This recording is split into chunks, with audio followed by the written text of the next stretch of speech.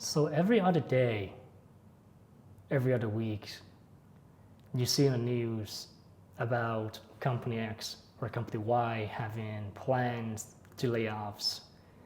And then you go on social media like LinkedIn, you see people posting about being impacted by layoffs.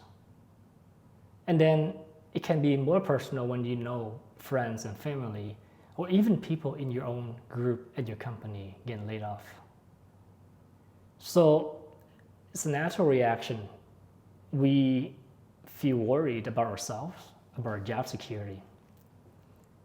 I was in the similar shoes, actually on both sides of the story, on the worrying end and on the receiving end to lose my job.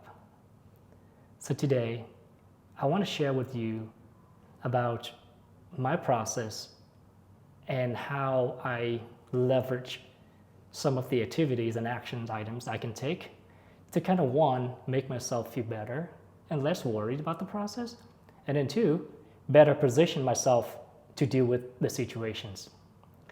I want to share one advice I had from my mentor back then, which is to only focus on things that you can change or influence, and to not worry about things that you cannot.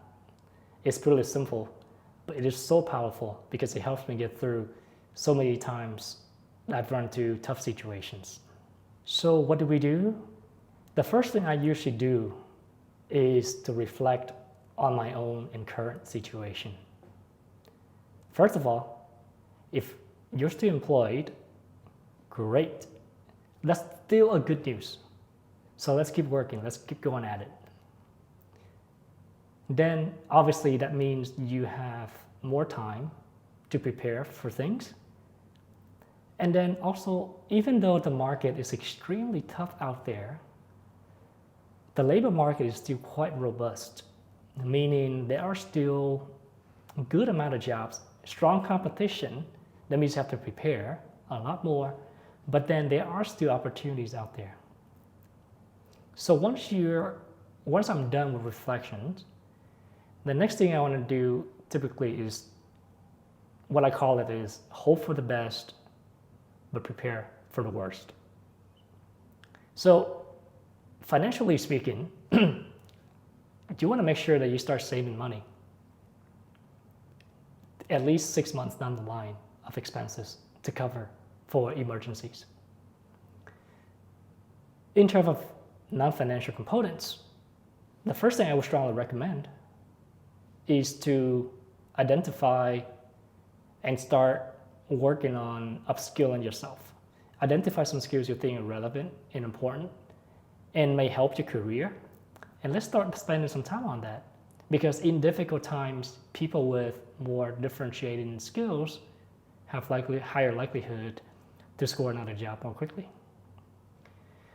Start networking with others early as you can, connecting with your school alumni, ex-colleagues, your network connections.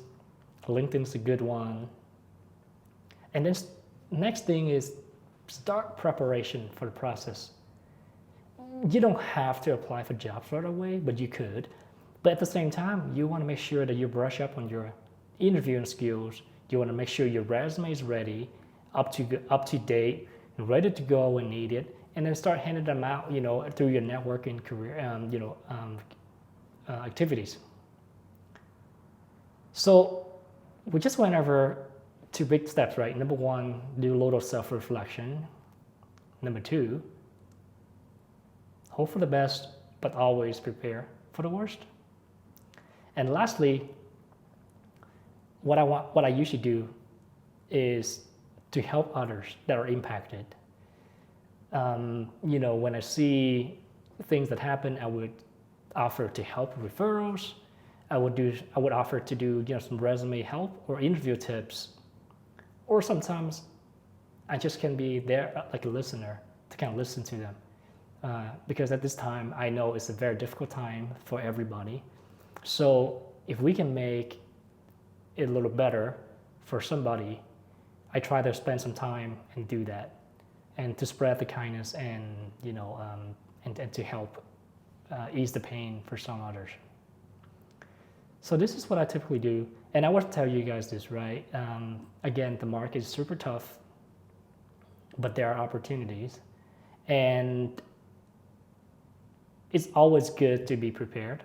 You may not be able to change or influence the decision to lay off somebody, but then what you can do is you can focus on making yourself get to a better spot, and also at the same time help other people get to a better spot. I really wish that bad news don't happen to you or other people anymore, and hopefully things will get back to normal soon.